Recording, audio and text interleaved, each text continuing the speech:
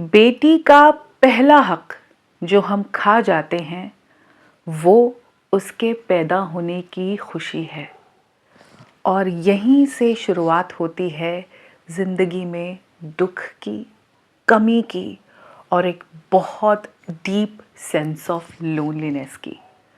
जो अकेलापन आप अभी महसूस कर रहे हो, जो अभी आपके अंदर एक बहुत गहरी डार्कनेस है और अब आपको ये एहसास होने लगा है कि इसमें से निकला भी नहीं जा सकता, आज उसको समझने की कोशिश करते हैं कि वो क्यों है। पिछले दिनों मैंने कुछ बहुत डीप, बहुत टची कमेंट्स पढ़े और उसके बाद ही मैंने डिसाइड किया कि इस बारे में बात करते हैं कि आखिर इतनी लोनलीनेस क्यों है। मैं सिर्फ फीमेल्स की बात कर रही हूँ क्योंकि जेंडर बायस की मैं यहाँ पे कोई ऐसी कंसिडरेशन नहीं लेके आ रही हूँ, बट जो फीमेल्स हैं ओवरऑल इमोशनली ज़्यादा डीप है, वो बहुत ज़्यादा डेप्थ में चीज़ों को लेती हैं। They are very vulnerable, overall soft हैं, फिज़िकली भी उनके साथ बहुत सारे चैलेंजेस हैं। अब आप देखो, अगर एक मेल और एक फीमेल बॉडी इतनी डिफरेंट है, फिज़िकली बहुत डिफरेंस है, बहुत ज़्यादा हॉर्मोन्स और बहुत ज़्यादा ओवरऑल फिजिकल कॉम्पोजिशन का डिफरेंस है, तो क्या मेंटल और इमोशनल स्टेट डिफरेंट नहीं होगी? ऑफ कोर्स है। So female generally are very touchy and they are very vulnerable. उनको चीज़ें बहुत गहराई में लगती हैं, वो महसूस भी उसी तरह करती हैं और ज़िंदगी भी उनकी थोड़ी सी ऐसी ही है कि अलग है। आप अगर महसूस कर रहे हो ज़िंदगी के एक स्टेज पे, ये मैं आपके टीन्स की, अर्ली 20s की बात नहीं कर रही हूँ, जब आप अपने मिड 30s में हो, 40s में हो, 50s में हो, इवन आप 60 तक हो, उससे भी ऊपर अगर आप हो, और आप रियलाइज़ कर रहे हो कि एक अंदर बहुत ज़्यादा सॉरो है, बहुत लोनलीनेस है, तो वो क्यों है, उसको थोड़ा सा समझते हैं। मैं आपको ये गारंटी नहीं कर रही हूँ कि इमीडिएटली आप बाहर आ जाओगे, पर हम एज अ कम्युनिटी कोशिश कर सकते हैं, क्योंकि ये प्रॉब्लम किसी एक फीमेल की नहीं है, it's with almost everyone. But सब उसी स्टेज से गुजरे, सबके अंदर वो सैडनेस हो ये ज़रूरी नहीं, क्योंकि बहुत सारे फैक्टर्स हैं। हमारी परवरिश है, हमारी टीनेज है, हमारे रिलेशनशिप्स हैं, हमारे को ओवरऑल सोसाइटी में क्या दर्जा था, वो सब फैक्टर्स हैं। तो ये सबके साथ नहीं है, लेकिन कुछ लेडीज़ की जर्नी एक्चुअली बहुत अनफॉर्चुनेट रही है, बहुत ज़्यादा। इंडिया में अभी तक हम उस लेवल पे नहीं आए जहां हम इक्वल राइट्स की बात कर सके। अभी भी बहुत फ़र्क है, दोनों जेंडर्स के ट्रीटमेंट का बहुत फ़र्क है, और कुछ तो जो नेचुरल डिफरेंसेस हैं वो हैं ही। हम उसको मोस्टली ब्लेम कर देते हैं अपने इन लॉज पे, अपने स्पाउस पे, बड़ी औरतें अपने बच्चों पे कि बेटा बहू ही ख़राब है। जब हम यंग होते हैं तो सास ससुर ख़राब होते हैं, थोड़े बड़े होते जाते हैं तो बेटा बहू ख़राब होते हैं। ओवरऑल ब्लेम तो किया जा रहा है, लेकिन अगर थोड़ा सा इसको, जैसे हम मैथ्स में सॉल्व करते थे ना इक्वेशंस को, कि पूरा सोल्यूशन लेयर्स में करें, तो शायद हमको समझ आएगा कि it is not just the people around us, it is a lot more than that. मैंने शुरुआत में कहा कि एक लड़की के पैदा होने की खुशी, जो हक उसका है, वो है नहीं। आज शायद 2010 के बाद में जो बच्चे पैदा हुए हैं, जो लड़कियां पैदा हुई हैं, उनको तो वो पूरा सेलिब्रेशन मिला है, उतना फ़र्क नहीं है। फिर भी ऐसा मैं नहीं कहूँगी इक्वल है, क्योंकि आशीर्वाद में अभी भी पुत्रवती भव ही कहा जाता है। उम्मीद यही होती है कि बेटा पैदा हो जाए, लेकिन शायद इतना दुख ना होता हो। इससे पहले पुराने ज़माने में तो बच्ची पैदा होना मतलब कोई खुशी नहीं थी। 80s में, 90s में, 2000s में भी स्कूल भेज रहे हैं, सब कुछ ठीक है, लेकिन वो बात नहीं है। मतलब लड़की है तो परवरिश अलग ही होगी। वहाँ जो हर चीज़ को वो रजिस्टर कर रही थी ना, वो हर चीज़ उसके अंदर आज है। अगर वो 50 साल की है, 55 साल की है, 60 साल की है, तो भी उसके अंदर वो सारी चीज़ें भरी हुई हैं, वो निकली नहीं, वो रिलीज़ नहीं हुई, क्योंकि उसने शायद उन चीज़ों को रियलाइज़ नहीं किया। बड़े होते हुए जो परवरिश का फ़र्क था, जो घर में भाई था, उसको काफ़ी सारे हक थे। उसको ये हक था कि वो दोस्तों के साथ कुछ वक्त बिता सके, वो बाहर जा सकता था, उसकी दुनिया बाहर की थी, वो अपना करियर अपनी चॉइस से परस्यू कर सकता था। उस लड़की के अंदर भी कुछ सपने थे, कुछ क्रिएटिविटी थी, कुछ खास टैलेंट्स थे जो वो परस्यू नहीं कर पाई। तो वो सब चीज़ें अंदर ही है, वो रजिस्टर्ड ही है, वो कहीं गई नहीं है, वो उसके अंदर है। वो जो भी इनजस्टिस कह लो, इसको जो भी कह लो, उसके अंदर के जो सपने टूटे हुए हैं वो उसके अंदर ही है। उसके पेरेंट्स ने जहाँ जहाँ उसको ये कहा कि वो लड़की है, इस वजह से वो बहुत सारी चीज़ें नहीं कर सकती, विच आई डोंट कम्प्लीटली शन, बिकॉज हाँ, अगर जेंडर डिफरेंसेस है तो आप सब कुछ बराबरी नहीं कर रहे, हमको वो डिफरेंस याद रखना चाहिए।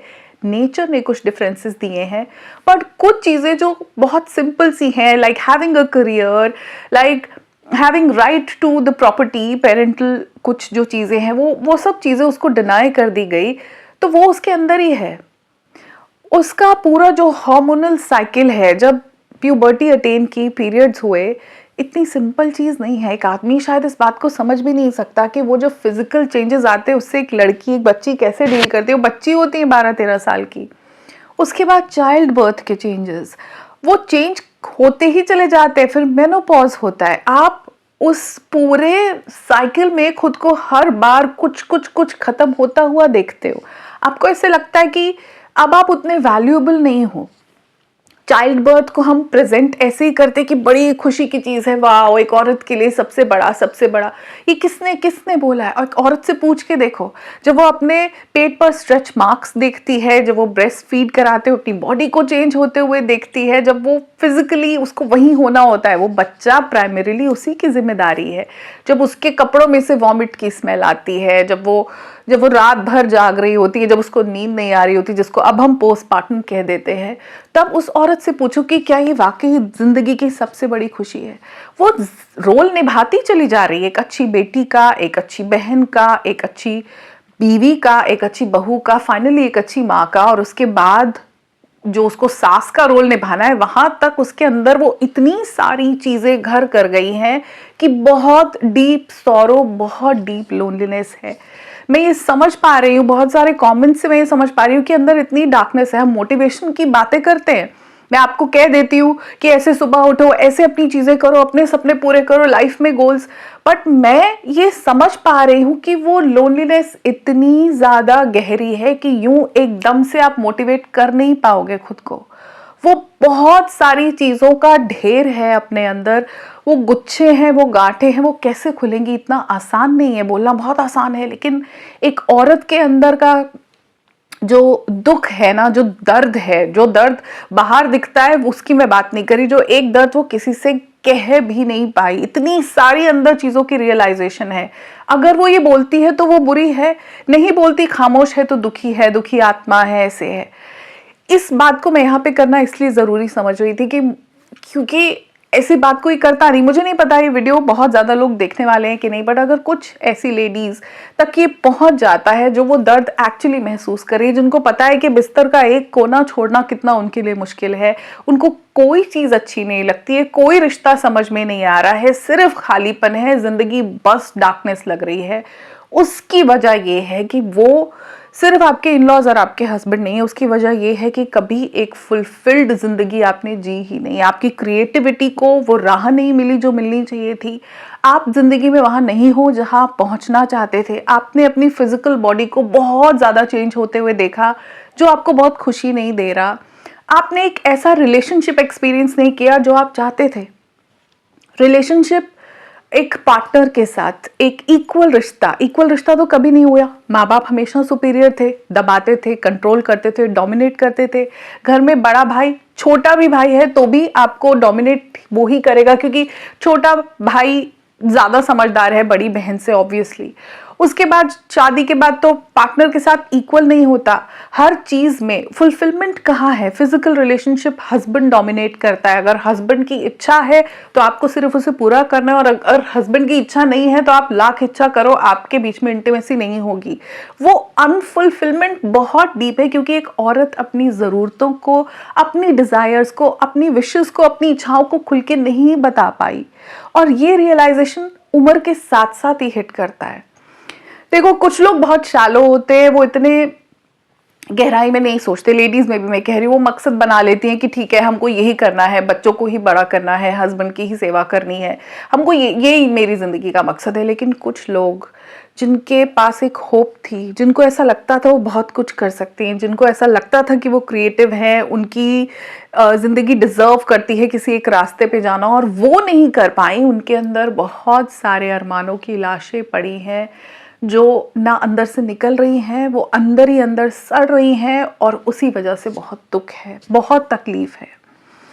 वो रिश्ता जो कभी पूरा नहीं हुआ, वो उम्मीदें जो खरी नहीं उतरी, जब तक आप अपने शायद 20s में होते हो, 30s तक भी, till you are 40, maybe mid 45 तक भी आपको एक शायद उम्मीद होती हो कि मैं कुछ कर सकती हूँ, कुछ बदल सकता है, अभी भी वक्त है, कुछ कर ले। लेकिन एक वक्त के बाद आपको रियलाइज होता है कि अब वो नहीं हो पाएगा। अब वो चीज़ें, क्योंकि आपकी बॉडी उस तरह से नहीं रिस्पॉन्ड करती, अब आपको पता है कि फिजिकली उतना पोटेंशियल नहीं है, और एक लेडी को तो अंदर से निचोड़ने वाली बहुत सारी चीज़ें उसके साथ हो रही हैं।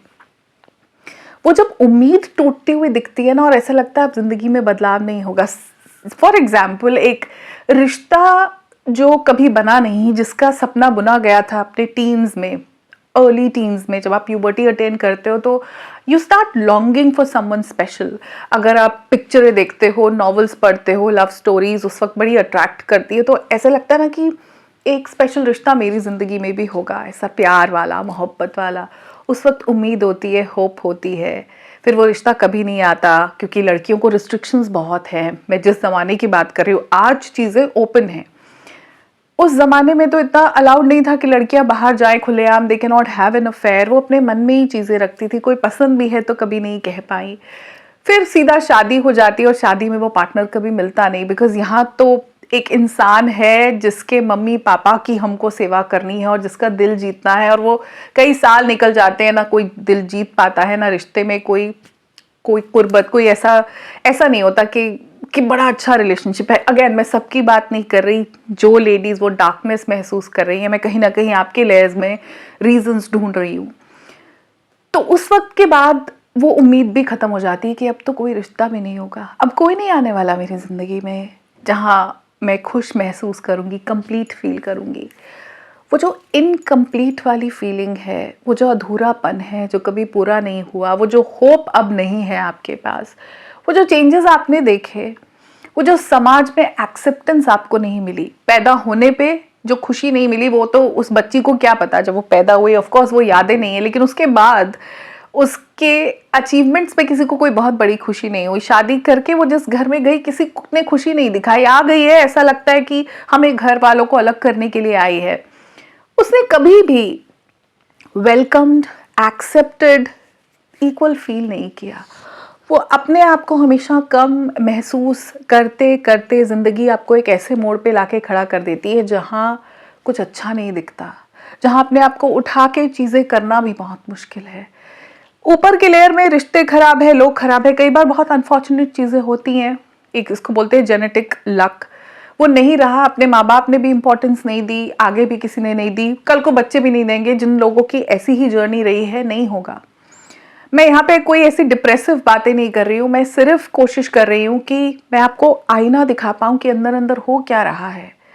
बहुत सारे फैक्टर्स ने इस डार्कनेस को क्रिएट किया, और ये माइनॉरिटी में नहीं है, ये मेजॉरिटी में है।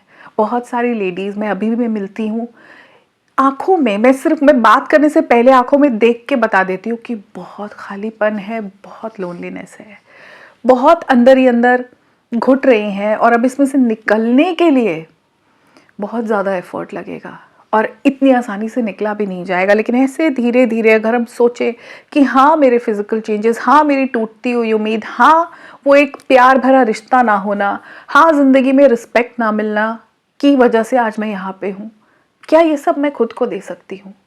क्या इस सब के बाद मैं खुद को एक्सेप्ट कर सकती हूँ?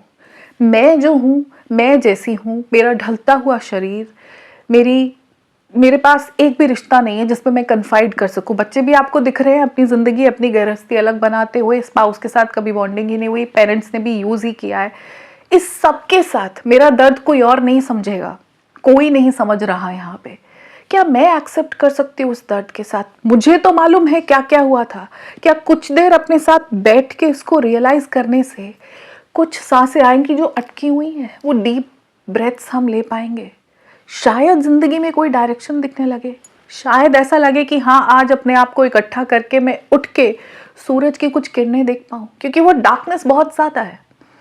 मुझे पता नहीं है कि जो बातें मैं एक्चुअली कर रही हूँ, बहुत डीप लेवल पे कर रही हूँ, वो आप में से कितने लोगों तक पहुँच रही है मुझे नहीं मालूम, बट कुछ कमेंट्स, मैं पढ़ नहीं रही यहाँ पे उन कमेंट्स को, but they really hit me very hard. और मैं समझ सकती हूँ। इस वीडियो का पर्पस ये है कि मैं आप तक ये बात पहुँचा पाऊँ कि मैं समझ सकती हूँ, मैं उस दर्द को समझ सकती हूँ, उस सफरिंग को समझ सकती हूँ, उस होपलेसनेस को समझ सकती हूँ, उस डार्कनेस को समझ सकती हूँ, उस लोनलीनेस को समझ सकती हूँ। यहाँ पे वो लेडीज़ जो इतने लोनली पिट में हैं, प्लीज़ बताओ कि आप भी समझ सकते हो, ताकि जो इस स्टेट से, इस मेंटल स्टेट से गुजर रहे हैं, उनको ये उम्मीद मिले कि मैं अकेली नहीं हूँ, मेरे साथ और बहुत लोग हैं। और यही पर्पस है गुलाबी लाइफ का। वो कुछ गुलाबी रंग का हिंट भी आ जाएगा तो ये ब्लैक एंड वाइट सी ज़िंदगी शायद बेहतर लगने लगे। इसी कोशिश में, इसी उम्मीद में मैं एंड करती हूँ। बहुत जल्दी मिलूंगी आपसे अपने अगले वीडियो में। तब तक अपना ध्यान रखिए, खुद को समझने की कोशिश करते रहिए। ये सफ़र सिर्फ अपने अंदर का है, बाहर का नहीं है। नमस्कार।